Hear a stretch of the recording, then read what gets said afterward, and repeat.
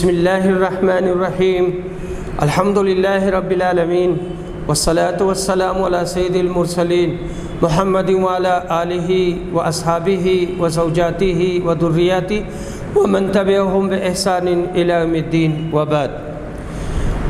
ناظرین، السلام علیکم ورحمۃ اللہ وبرکاتہ۔ حدیث نمبر 3446۔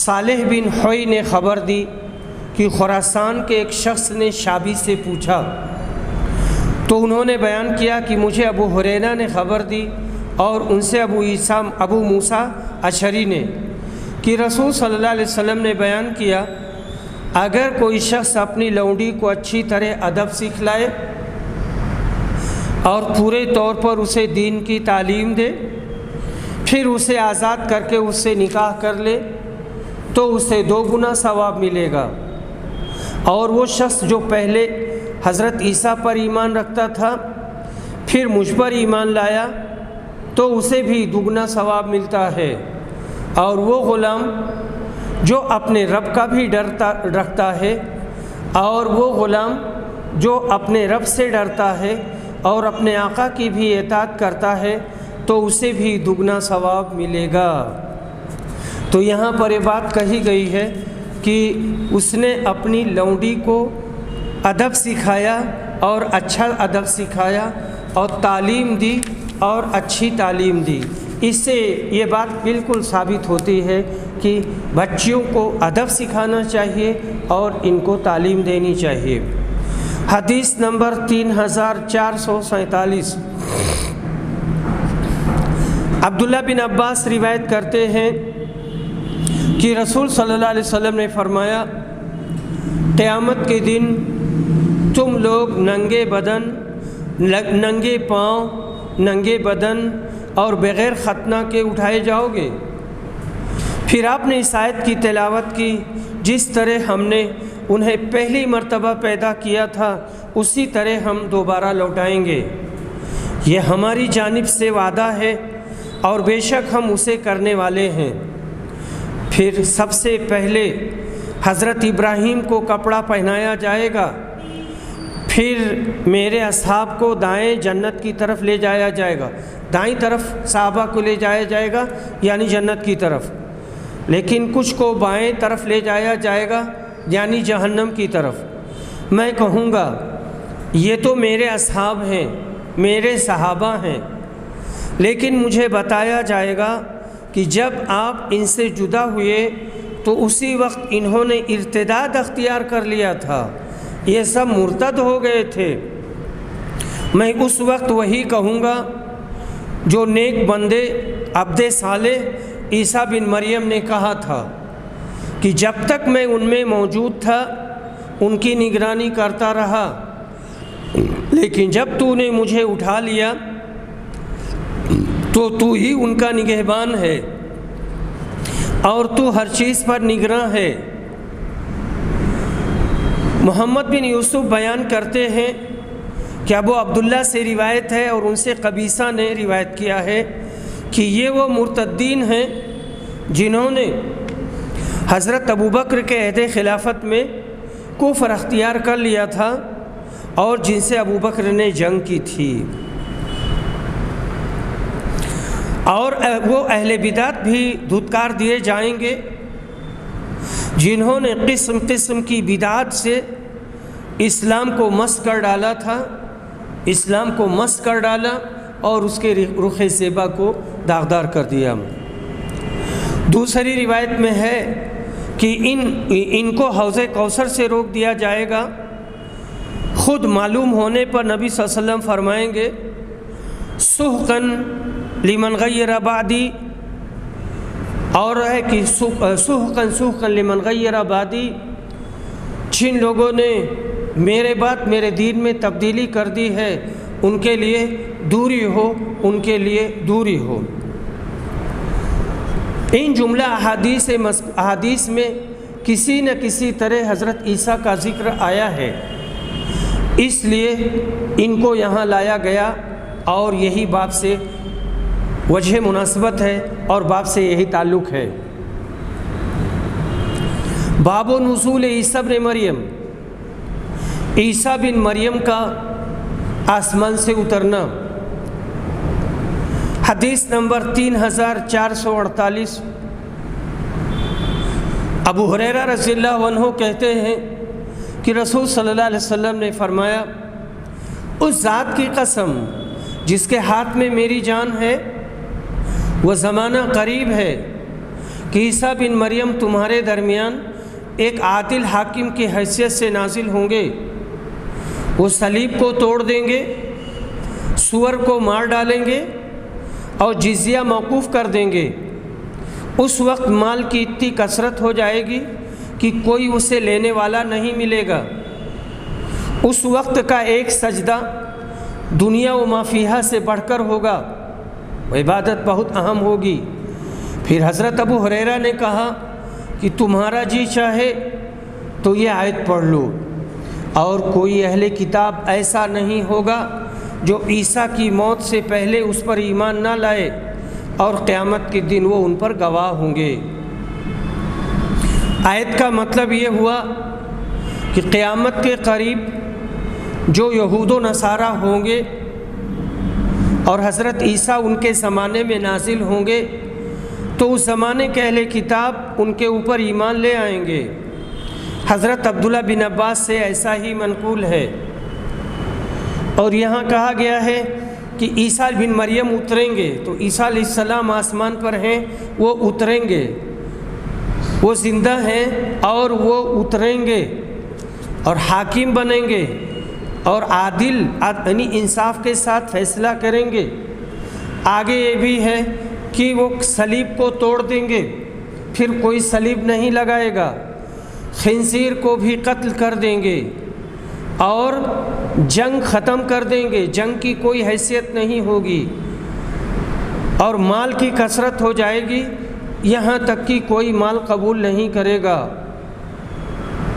اور اس کے بعد میں حدیث نمبر 3449،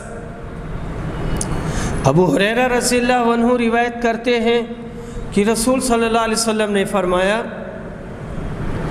اس وقت کیا حال ہوگا جب عیسیٰ بن مریم تم میں اتریں گے، تم نماز پڑھ رہے ہوگے، یعنی جب وہ اتریں گے تو لوگ نماز پڑھ رہے ہوں گے اور تمہارا امام تم ہی میں سے ہوگا۔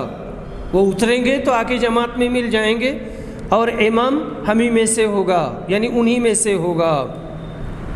آخری زمانہ میں حضرت عیسیٰ بن مریم کے آسمان سے نازل ہونے پر امت اسلامیہ کا اجماع ہے۔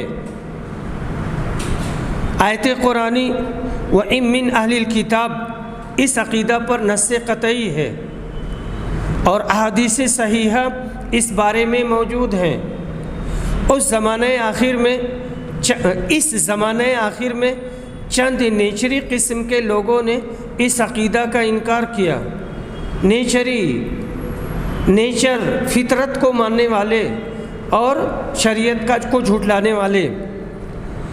اور پنجاب کے ایک شخص مرزا قادیانی نے اس انکار کو بہت کچھ اچھالا۔ نیچریوں میں سر سید احمد کا بھی نام آتا ہے، اور جملہ مسلمانان سلف و خلف کے خلاف ان کی موت کا عقیدہ باطلہ مشہور کیا کہ عیسیٰ علیہ السلام زندہ نہیں ہیں، ان کی وفات ہو چکی ہے، اور یہ صریح باطل ہے۔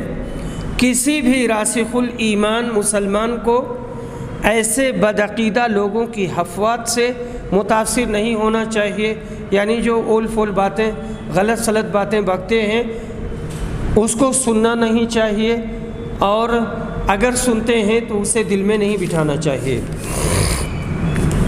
ایک بات یہ بھی ہے کہ غلط لوگوں کی صحبت نہیں اختیار کرنی چاہیے، کیونکہ کچھ پتہ نہیں رہتا ہے کہ غلط بات کب دل و دماغ میں بیٹھ جائے گی۔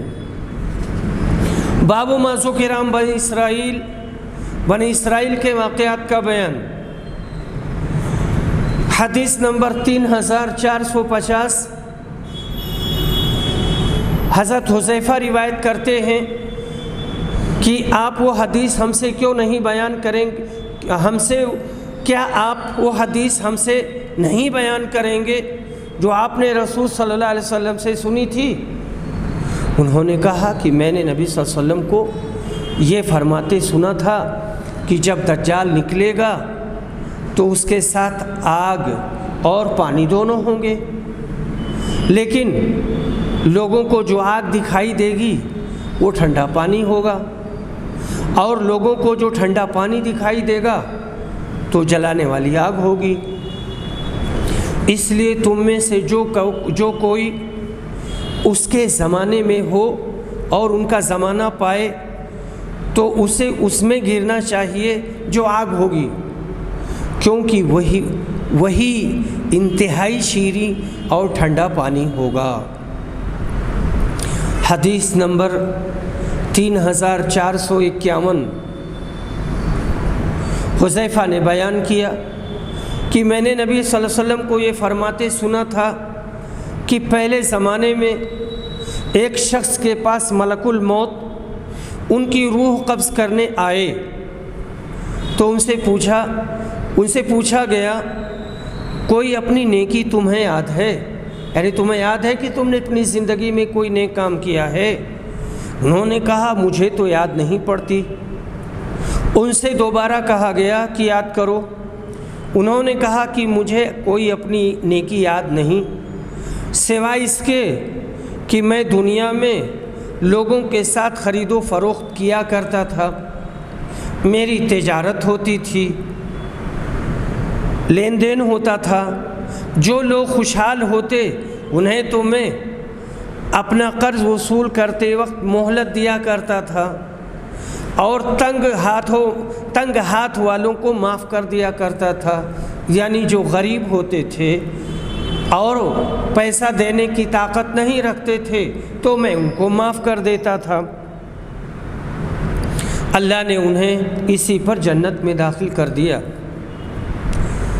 حدیث نمبر 3452، حضرت حذیفہ نے بیان کیا کہ میں نے رسول صلی اللہ علیہ وسلم کو یہ فرماتے ہوئے سنا ہے کہ ایک شخص کی موت کا جب وقت آ گیا اور وہ اپنی زندگی سے بالکل مایوس ہو گیا تو اس نے اپنے گھر والوں کو وصیت کی کہ جب میری موت ہو جائے تو میرے لیے بہت ساری لکڑیاں جمع کرنا اور ان میں آگ لگا دینا، جب آگ میرے گوشت کو جلا چکے اور آخری ہڈی کو بھی جلا دے تو ان جلی ہوئی ہڈیوں کو پیس ڈالنا اور کسی تند ہوا والے دن کا انتظار کرنا، اور ایسے کسی دن میری راہ کو دریا میں بہا دینا۔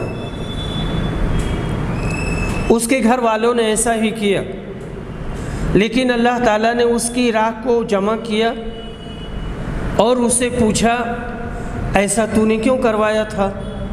کیوں تو نے اپنے جسم کو جلوہ کر کے اور اپنی راکھ سمندر میں اڑوا دی؟ اس نے جواب دیا کہ تیرے ہی خوف سے اے اللہ، یعنی اے اللہ تیرے ڈر سے میں نے ایسا کیا تھا۔ اس وجہ سے اللہ نے اس کی مغفرت کر دی اور اسے معاف کر دیا۔ حضرت عقبہ بن عمرو نے کہا کہ میں نے آپ کو یہ فرماتے سنا تھا کہ یہ شخص کفن چور تھا، کفن چور، نباش کفن چور۔ شخص مذکور بنی اسرائیل سے تھا، باپ سے یہی مناسبت ہے۔ مردوں کو جلانا ایسے ہی غلط تصورات کا نتیجہ ہے جو خلاف فطرت ہے۔ انسان کی اصل مٹی سے ہے، لہٰذا مرنے کے بعد اسے مٹی میں دفن کرنا فطرت کا تقاضا ہے۔ حدیث نمبر 3453، 3454، ابن عباس روایت کرتے ہیں کہ جب نبی صلی اللہ علیہ وسلم پر نزع کی کیفیت طاری ہوئی تو اپنی چادر چہرے مبارک پر بار بار ڈال لیتے، پھر جب شدت بڑھتی تو اسے ہٹا دیتے تھے۔ نبی صلی اللہ علیہ وسلم نے اسی حالت میں فرمایا تھا اللہ کی لعنت ہو یہود و نصارہ پر کہ انہوں نے اپنے انبیاء کی قبروں کو سجدہ گاہ بنا لیا۔ نبی صلی اللہ علیہ وسلم اس امت کو ان کے کیے سے ڈرانا چاہتے تھے کہ ہماری امت کے لوگ بھی وہی غلطی نہ کرنے لگیں جیسے اہل کتاب کے لوگ کیا کرتے تھے۔ اور یہ روایت 2 صحابی سے آئی ہے۔ میں نے ابن عباس کا نام لیا، حضرت عائشہ بھی اس کی راویہ ہیں، حضرت عائشہ اور ابن عباس۔ حدیث نمبر 3455، ابو حازم کہتے ہیں کہ انہوں نے بیان کیا کہ میں حضرت ابو ہریرہ کی مجلس میں 5 سال تک بیٹھا ہوں۔ میں نے انہیں رسول صلی اللہ علیہ وسلم کی یہ حدیث بیان کرتے سنا۔ آپ نے فرمایا تھا، بنی اسرائیل کے انبیاء ان کی سیاسی رہنمائی بھی کرتے تھے۔ جب بھی ان کا کوئی نبی ہلاک ہو جاتا تو دوسرے ان کی جگہ آ جاتے، لیکن یاد رکھو میرے بعد کوئی نبی نہیں آئے گا۔ رسول صلی اللہ علیہ وسلم کے بعد اب رسالت کا سلسلہ ختم ہو چکا ہے۔ ہاں میرے نائب ہوں گے اور وہ بہت ہوں گے اور وہی خلیفہ ہیں، اور العلماء ورثۃ الانبیاء، علماء انبیاء کے وارث ہیں، یہی لوگ نبوت کا کام کریں گے اور نبی کا کام کریں گے، یعنی جو رسول صلی اللہ علیہ وسلم شریعت دے گئے ہیں اس شریعت کو دوسروں تک پہنچائیں گے۔ صحابہ نے عرض کیا کہ ان کے متعلق آپ کا ہمیں کیا حکم ہے، یعنی ان کے سلسلے میں آپ ہمیں کیا حکم فرما رہے ہیں؟ آپ نے فرمایا، سب سے پہلے جس سے بیعت کر لو بس اسی کی وفاداری پر قائم رہو، اور ان کا جو حق ہے اس کی ادائیگی میں کوتاہی نہ کرو، کیونکہ اللہ تعالیٰ ان سے قیامت کے دن ان کی رعایا کے بارے میں سوال کرے گا۔ متفق علیہ۔ خلفاء کی اطاعت کے ساتھ خلفاء کو بھی ان کی ذمہ داریوں کے ادا کرنے پر توجہ دلائی گئی ہے۔ اگر وہ ایسا نہیں کریں گے ان کو اللہ کی عدالت میں سخت ترین رسوائی کا سامنا کرنا پڑے گا۔ آج نام نہاد جمہوریت کے دور میں کرسیوں پر آنے والے لوگوں کے لیے بھی یہی حکم ہے کہ وہ اپنی ذمہ داریوں کا احساس کریں، مگر کتنے کرسی نشین ہیں جو اپنی ذمہ داریوں کو سوچتے ہیں، ان کو صرف ووٹ مانگنے کے وقت کچھ یاد آتا ہے، بعد میں سب بھول جاتے ہیں۔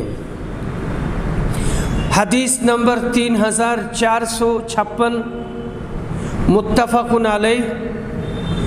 ابو سعید خدری روایت کرتے ہیں کہ نبی صلی اللہ علیہ وسلم نے فرمایا، تم لوگ پہلی امتوں کے طریقوں کی قدم بقدم پیروی کرو گے، یہاں تک کہ اگر وہ لوگ کسی سانڈا کی سوراخ میں داخل ہوئے ہوں تو تم بھی اس میں داخل ہو جاؤ گے۔ ہم نے پوچھا، اللہ کے رسول، کیا آپ کی مراد پہلی امتوں سے یہود اور نصارہ ہیں؟ آپ نے فرمایا، پھر کون ہو سکتا ہے؟ آپ کا مطلب یہ تھا کہ تم آدھا دھند یہود اور نصارہ کی تقلید کرنے لگو گے، فکر اور تأمل کا مادہ تم سے نکل جائے گا۔ ہمارے زمانے میں مسلمان ایسے ہی اندھے بن گئے ہیں۔ یہود و نصارہ نے جس طرح اپنے دین کو برباد کیا، ان سے بھی بڑھ کر مسلمانوں نے بدعات ایجاد کر کے اسلام کا حلیہ مسخ کر دیا ہے۔ قبر پرستی، امام پرستی مسلمانوں کا شعار بن گئی ہے۔ ان میں اس قدر فرقے پیدا ہو گئے کہ یہود و نصارہ سے آگے ان کا قدم ہے۔ شیعہ اور سنی ناموں سے جو تفریق ہوئی، وہ تفریق ہوتے ہوئے سینکڑوں فرقوں تک پہنچ چکی ہے۔ کتاب و سنت کا صرف نام باقی رہ گیا ہے۔ اللہ سب کی حفاظت کرے۔ حدیث نمبر 3457، انس بن مالک روایت کرتے ہیں کہ نماز کے لیے اعلان کے طریقوں پر بحث کرتے وقت جب لوگ مدینہ آئے تھے، صحابہ نے آگ اور ناقوس کا ذکر کیا، لیکن بعض نے کہا کہ آگ جلائی جائے، کچھ لوگوں نے کہا ناقوس بجائیں، لیکن بعض نے کہا کہ یہ تو یہود و نصارہ کا طریقہ ہے۔ آخر بلال کو حکم ہوا کہ اذان میں کلمات 2 دفعہ کہیں اور تکبیر میں 1 دفعہ۔ عبادت کے لیے آگ جلا کر یا ناقوس بجا کر لوگوں کو بلانا آج بھی اکثر ادیان کا معمول ہے۔ اسلام نے اس طریقہ کو ناپسند کر کے اذان کا بہترین طریقہ جاری کیا، جو 5 اوقات فضائے آسمانی میں پکار کر کہی جاتی ہے، جس میں عقیدہ توحید اور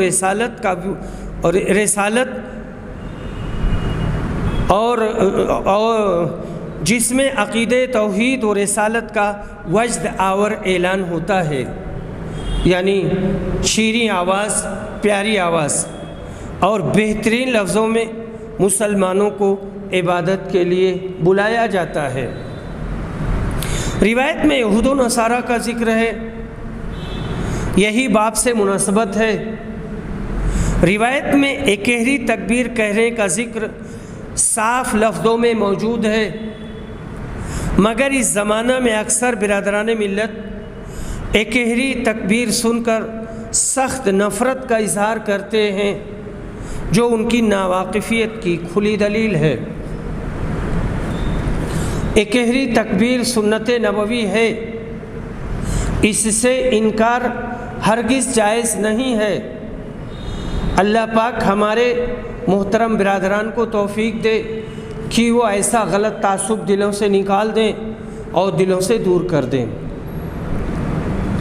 حدیث نمبر 3458،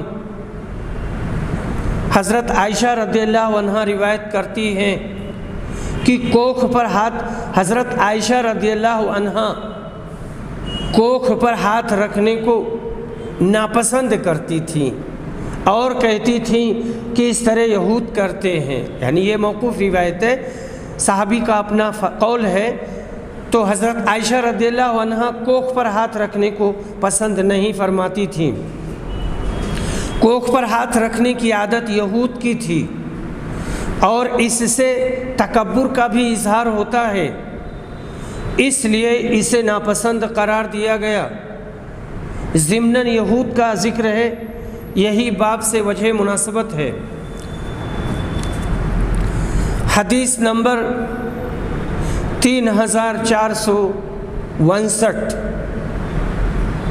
عبداللہ بن عمر رضی اللہ عنہ روایت کرتے ہیں کہ رسول صلی اللہ علیہ وسلم نے فرمایا، تمہارا زمانہ پچھلی امتوں کے مقابلے میں ایسا ہے جیسے عصر سے مغرب تک کا وقت ہے۔ تمہاری مثال یہود و نصارہ کے ساتھ ایسی ہے جیسے کسی شخص نے کچھ مزدور لیے اور کہا کہ میرا کام آدھے دن تک کون ایک قیرات کی اجرت پر کرے گا۔ یہود نے آدھے دن تک ایک قیرات کی مزدوری پر کام طے کر لیا۔ پھر اس شخص نے کہا، آدھے دن سے عصر کی نماز تک میرا کام کون شخص ایک قیرات کی مزدوری پر کرے گا؟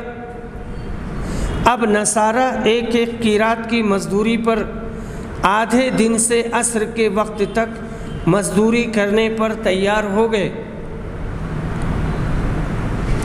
پھر اس شخص نے کہا کہ عصر کی نماز سے سورج ڈوبنے تک 2 قیرات پر کون شخص میرا کام کرے گا؟ تمہیں معلوم ہونا چاہیے کہ وہ تم ہی لوگ ہو جو 2 قیرات کی مزدوری پر عصر سے سورج ڈوبنے تک کام کرو گے۔ تم آگاہ رہو کہ تمہاری مزدوری دگنی ہے۔ یہود و نصارہ اس فیصلہ پر غصہ ہو گئے اور کہنے لگے کہ کام تو ہم زیادہ کریں اور مزدوری ہم کو کم ملے۔ اللہ تعالیٰ نے ان سے فرمایا، کیا میں نے تمہیں تمہارا حق دینے میں کوئی کمی کی ہے؟ کیا ہم نے تم پر کوئی ستم کیا ہے؟ انہوں نے کہا نہیں۔ اللہ نے کہا کہ پھر یہ میرا فضل ہے، میں جسے چاہوں زیادہ دوں، کوئی ہمیں روک نہیں سکتا۔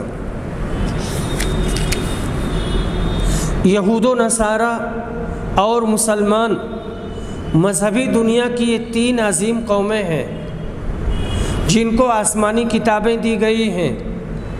ان کے علاوہ دنیا کی دوسری قوموں میں بھی الہام ربانی کا القاء ہوا ہے، مگر اب ان کی تاریخ مستند نہیں ہے۔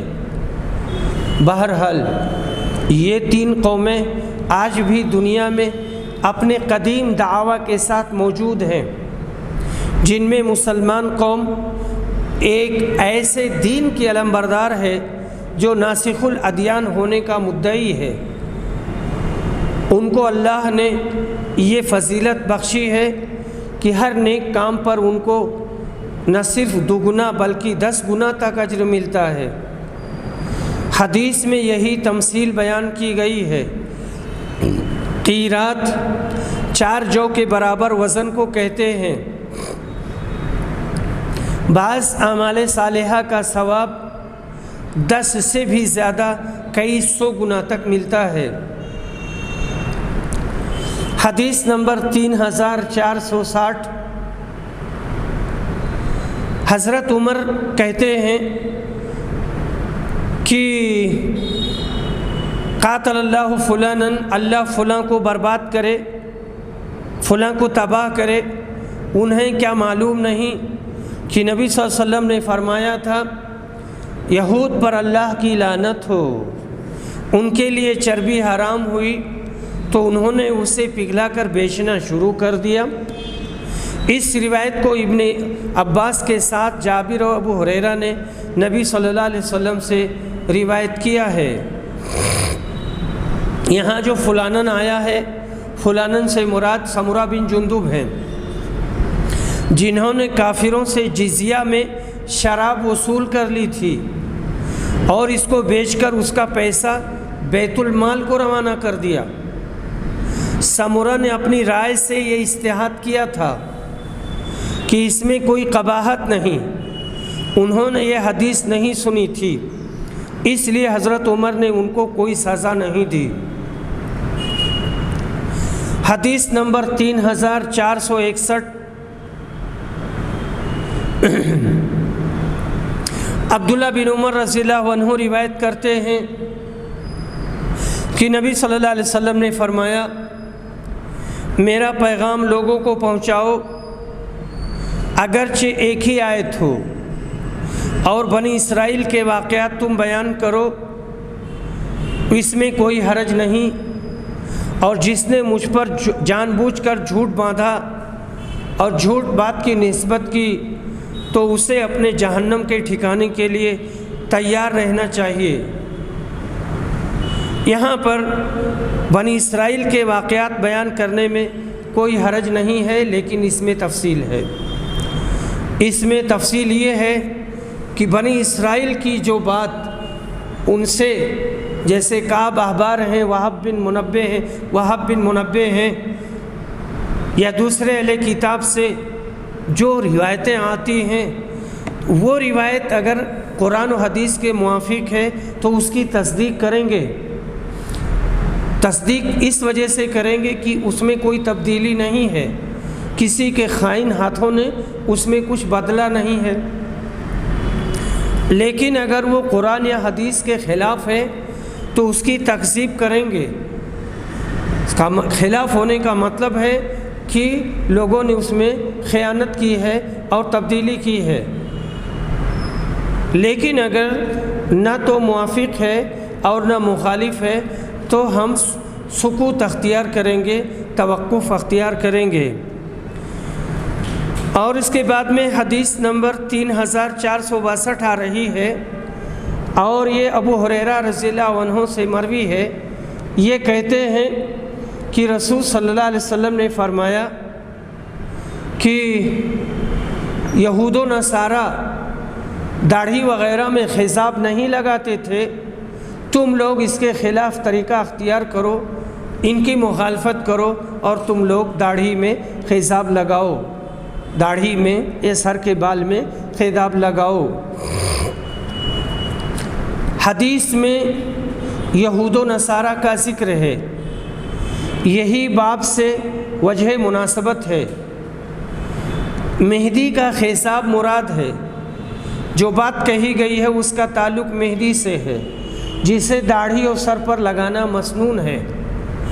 اس حدیث سے یہ بھی نکلا کہ یہود و نصارہ کی تہذیب کی بجائے اسلامی تہذیب، اسلامی طرز معاشرت اختیار کرنا ضروری ہے، اور اندھا دھند ان کے مقلد بن کر ان کی بدترین تہذیب کو اختیار کرنا بڑی دناعت ہے اور بڑی خساست ہے، بہت نیچا کام ہے۔ مگر افسوس کہ آج بیشتر نام نہاد مسلمان اسی تہذیب کے دلدادہ بنے ہوئے ہیں۔ جن روایتوں میں ازالہ شیب یعنی سفید بالوں کے ازالہ کی نہیں آئی ہے، وہ نہیں سیاہ خضاب سے متعلق ہے جو منع ہے، کالا خضاب نہیں لگانا چاہیے۔ مسلم شریف میں ہے، قال النبی صلی اللہ علیہ قال النبی غیروہ واجتنبوا السواد، یعنی سفید بالوں کو بدل دو مگر سیاہ خضاب سے بچو۔ جو لوگ جانتے ہیں کہ داڑھی بڑھانا اس لیے سنت ہے کہ یہ یہود کی تہذیب کی مخالفت کرنا ہے، ان کو معلوم ہونا چاہیے کہ بالوں کا سفید ہی رکھنا بھی یہودی تہذیب ہے، جیسا کہ یہاں بیان موجود ہے۔ پھر اس تہذیب کی مخالفت میں مہدی کا خضاب کرنا اتنا ہی ضروری ہے جتنا داڑھی کا بڑھانا ضروری ہے۔ مگر اکثر مسلمان ہیں جو آدھی بات یاد رکھتے ہیں، آدھی کو بھول جاتے ہیں۔ بہرحال اسلامی تہذیب ایک مکمل تہذیب ہے، بہترین تہذیب ہے۔ آج مغربیت کے فدائی اسلامی تہذیب چھوڑنے والے شکل و صورت، لباس وغیرہ میں سے عذاب الہی میں گرفتار ہیں، جو ایسا لباس اپناتے ہوئے بھی جس کو پہن کر نہ آرام سے کھا سکتے ہیں نہ بیٹھ سکتے ہیں، پھر اس لباس پر مگن ہیں۔ یہاں دیکھیے کہ ایک تو لباس بہت تنگ رہتا ہے، تو پینٹ ہے، شرٹ ہے، یا ایک ہی مختلف ناموں کے جو بہت سارے لباس ہیں، کرتا ہے، پیجامہ ہے، شیروانی ہے، جاکٹ ہے، سر پر پہننے والی چیزیں ہیں، جسم میں پہننے والی چیزیں ہیں، اور کمر سے نیچے پہننے والی چیزیں ہیں۔ تو یہ ایسے ہونے چاہیے جو کشادہ ہوں اور مناسب انداز میں ہو۔ اسی کو کہتے ہیں ثوب فسفاس، یعنی کشادہ کپڑا۔ مردوں کا اپنا کپڑا بھی کشادہ ہی رہتا ہے تاکہ اٹھنے بیٹھنے، چلنے پھرنے اور نماز پڑھنے میں آسانی رہے۔ اسی طرح سے عورتوں کو ان کی جسمانی بناوٹ کے اعتبار سے کپڑا دیا گیا ہے کہ مناسب انداز میں وہ کپڑا پہنے اور انہیں کوئی دقت نہ ہو۔ کالا خضاب لگانا، کالا خضاب نہیں لگانا چاہیے۔ رسول صلی اللہ علیہ وسلم کے زمانے میں جو خضاب تھا وہ کالا خضاب تھا، اس میں کوئی کیمیکل وغیرہ نہیں ملا ہوا تھا۔ لیکن موجودہ زمانے میں مختلف قسم کے خضاب آئے ہیں، اور کالا خضاب بھی ہے۔ کالے خضاب میں کیمیکل ملا رہتا ہے۔ جتنے بھی خضابات ہیں جو نائی لوگ لگاتے ہیں اپنی دکانوں میں، یا لوگ خرید کر کے لے جا کر خود سے لگاتے ہیں، عام طور سے سب میں کیمیکل ملا رہتا ہے الا ماشاء اللہ مہدی، یعنی لال اور پیلا، یہی دو رنگ انتخاب کرنا چاہیے، اور اسی رنگ کو داڑھی اور سر اور مونچھ میں لگانا چاہیے۔ اللہ تعالیٰ لوگوں کو اس کی توفیق دے۔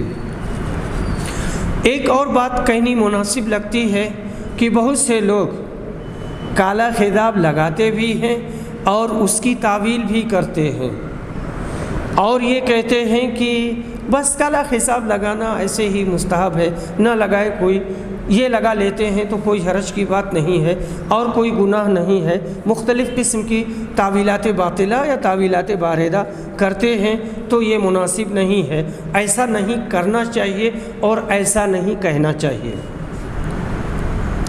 حدیث نمبر 3463، جندب بن عبداللہ بیان کرتے ہیں، کہتے ہیں کہ اسی مسجد میں ہم اسی مسجد میں ہم سے بیان کیا، ہم اسے بھولے نہیں اور نہ ہمیں اس کا اندیشہ ہے کہ انہوں نے رسول صلی اللہ علیہ وسلم کی طرف اس حدیث کی نسبت غلط کی ہوگی۔ انہوں نے بیان کیا کہ نبی صلی اللہ علیہ وسلم نے فرمایا، پچھلے زمانے میں ایک شخص کے ہاتھ میں زخم ہو گیا تھا، گھاؤ لگ گیا تھا اور اس سے بڑی تکلیف تھی۔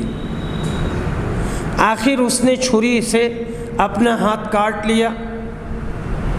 اس کا نتیجہ یہ ہوا کہ خون بہنے لگا اور اسی سے وہ مر گیا۔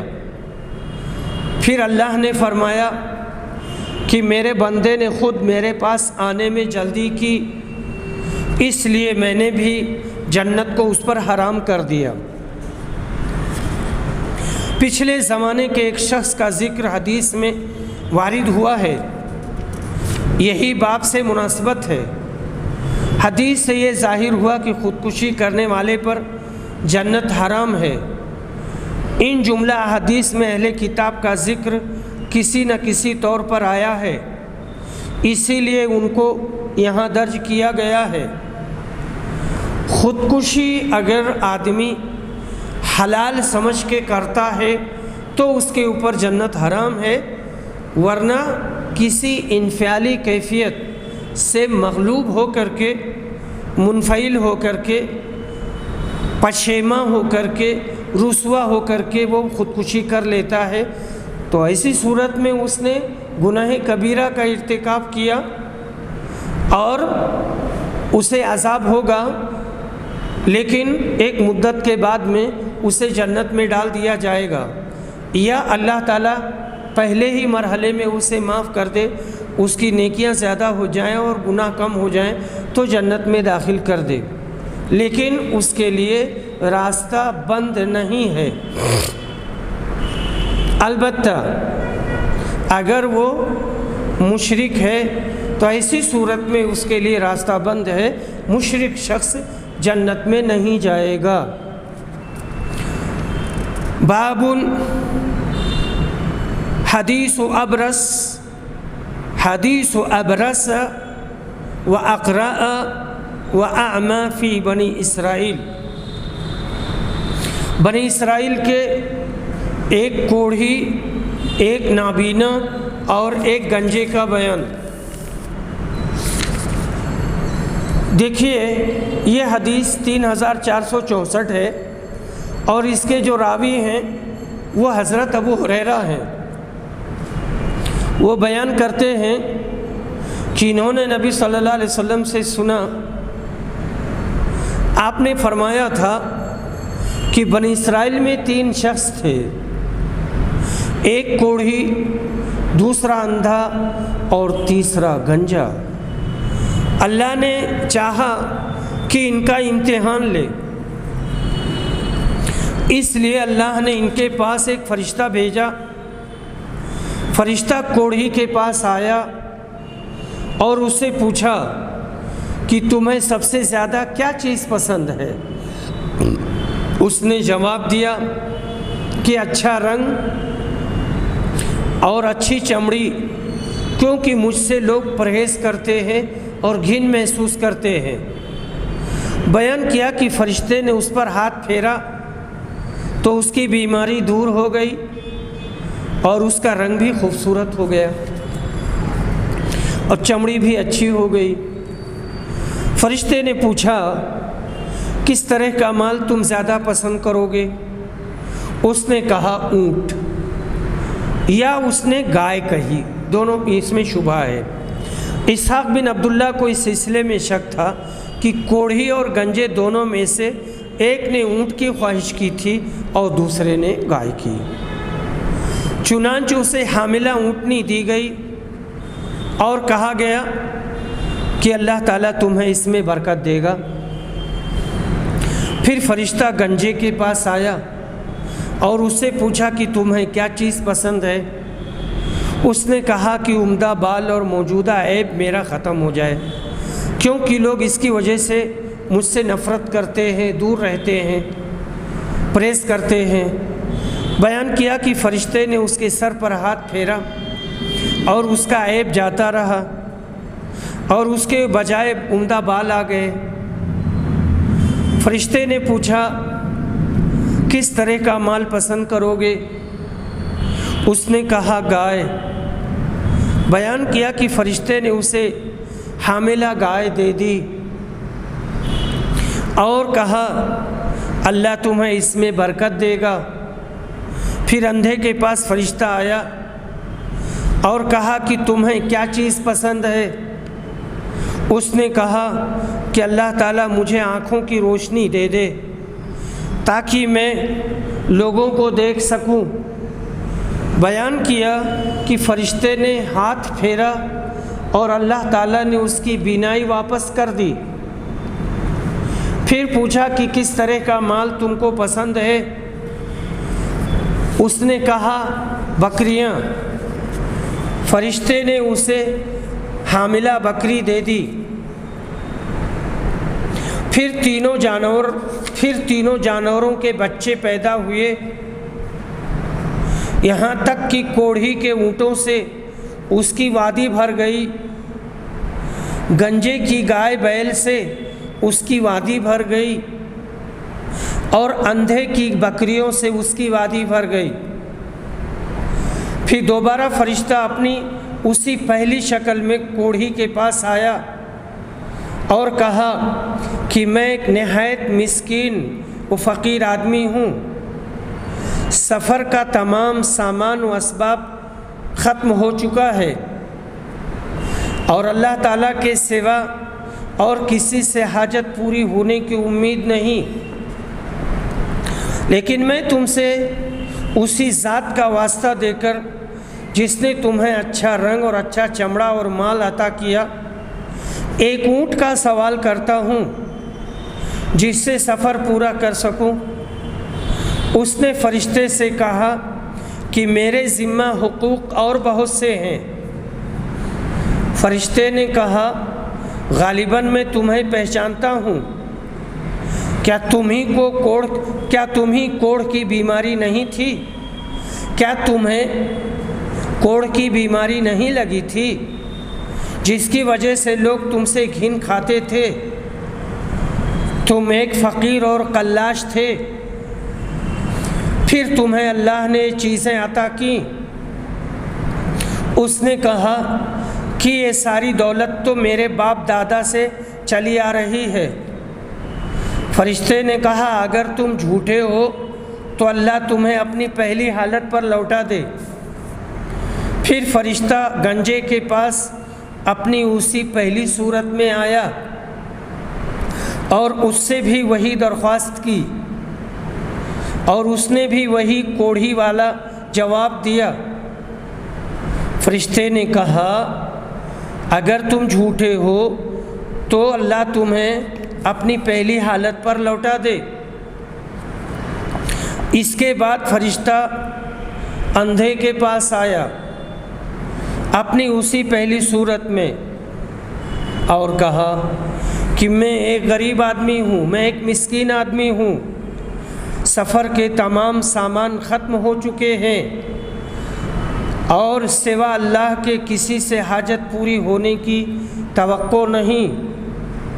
میں تم سے اس ذات کا واسطہ دے کر جس نے تمہیں تمہاری بینائی واپس دی ہے ایک بکری مانگتا ہوں جس سے اپنے سفر کی ضروریات پوری کر سکوں۔ اندھے نے جواب دیا کہ واقعی میں اندھا تھا اور اللہ تعالیٰ نے مجھے اپنے فضل سے بینائی عطا کی، اور میں حقیقت میں فقیر و محتاج تھا۔ اللہ نے مجھے مالدار بنایا۔ تم جتنی بکریاں چاہو لے سکتے ہو۔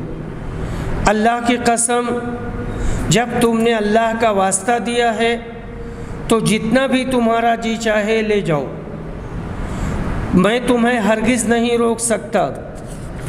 فرشتے نے کہا تم اپنا مال اپنے پاس رکھو، یہ تو صرف امتحان تھا، اور اللہ تعالیٰ تم سے راضی اور خوش ہے، تمہارے دونوں ساتھیوں سے ناراض ہے۔ اللہ تعالیٰ نے فرمایا ہے لئن شکرتم لأزیدنکم، اگر تم میرا شکر کرو گے تو میں نعمتوں میں اضافہ کروں گا اور بڑھا کے دوں گا، اور اگر ناشکری کرو گے تو میرا عذاب بڑا سخت ہے۔ اس آیت کی تفسیر اس حدیث سے بخوبی واضح ہو جاتی ہے۔ روایت کے آخر میں نابینا کے الفاظ لا اجہدک منقول ہیں، یعنی تو کتنی بھی بکریاں لے لے میں تجھ سے واپس نہیں مانگوں گا۔ باب قول اللہ عز وجل ام حسبت ان اصحاب الکہف والرقیم، اصحاب الکہف والرقیم کا بیان۔ اللہ نے فرمایا اے پیغمبر، کیا تو سمجھا کہ کہف اور رقیم ہماری قدرت کی نشانیوں میں عجیب تھے؟ کیا تمہیں خبر نہیں کہ یہ ہماری